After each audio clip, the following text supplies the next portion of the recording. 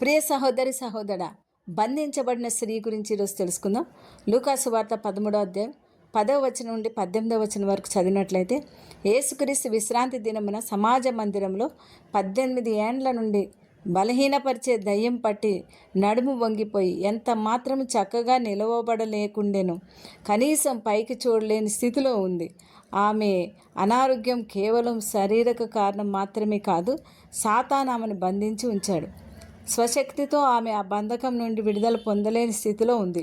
అంతటి భయంకరమైన పరిస్థితిలో కూడా ఆమె దేవుని మందిరానికి రావటం మానలేదు. యేసు ఆమెను చూచి రమ్మని పిలిచి, అమ్మా, నీ బలహీనత నుండి విడుదల పొంది ఉన్నావని ఆమెతో చెప్పి ఆమె మీద చేతులుంచగానే ఆమె చక్కగా నిలవబడి దేవుని మహింపరిచింది.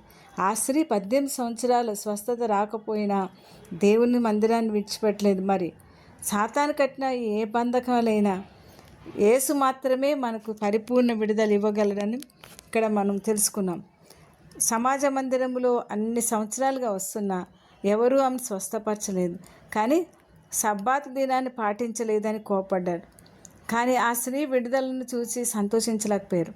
మన జీవితాల్లో సాంప్రదాయాలకు ఎక్కువ మనం ప్రాముఖ్యత ఇచ్చి ఇతరుల పట్ల ప్రేమ కనికరం చూపకపోవడం దేవుని దృష్టికి మంచిది కాదు. యూదుల సాంప్రదాయ ప్రకారం సబ్బాతు రోజున గాడిదను దొడ్డిలో నుండి విప్పి దాన్ని నీళ్లు తాగించడానికి నడిపించుకుంటూ వెళ్తారు. జంతువులు దాహాన్ని తీర్చడానికి ధర్మశాస్త్రం అడ్డు రాలేదు, కానీ ఒక మనిషి విడుదలకు అడ్డొచ్చింది చూడండి. ఒక గాడిదకి అంత ప్రాధాన్యత ఇస్తున్నప్పుడు 18 ఏళ్ల నుండి సాతాను చేత బంధింపబడిన అబ్రహాము కుమార్తె విశ్రాంతి దినమున బంధకాల నుండి విడిపింపదగదా అని దేవుడు అంటాడు.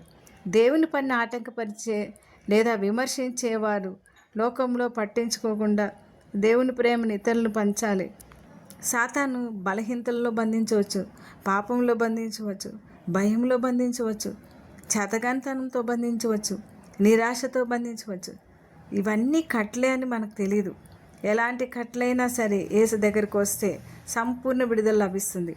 యేసుని ఎదిరించిన వారు సిగ్గుపడినట్లుగా దేవుని పనిని ఎదిరించిన వారు ఎప్పటికైనా ఓడిపోతారు. ఇతరుల జీవితాల్లో దేవుడు చేసే మేళ్లను, ఆశీర్వాదాలను మనం సంతోషించాలి. మనం కూడా వారితో పాటు దేవుని ఘనపరచాలి. మరి ప్రార్థిద్దామా? ప్రార్థన. ప్రేమగల పరిశుద్ధుడైన తండ్రి, అపవాది క్రియలు లయపరచుటకి వచ్చిన దేవా, దుష్టుని ప్రతి బంధకాన్ని తెంచి నీ బిడ్డలను ఈ దినం విడుదల చేసినందుకు వందనాలు. బలహీనపరిచే దురాత్మ పీడన వల్ల తీవ్రమైన శారీరక, మానసిక, ఆత్మీయమైన వేదనకు అనుభవిస్తున్న వారిని సాతాను బంధించిన నీ బిడ్డలు శారీరక, మానసిక బలహీనతల నుండి విడుదల పొంది ఉన్నారని ప్రకటిస్తూ యేసు నామములో ప్రార్థిస్తున్నాం తండ్రి. ఆమేన్.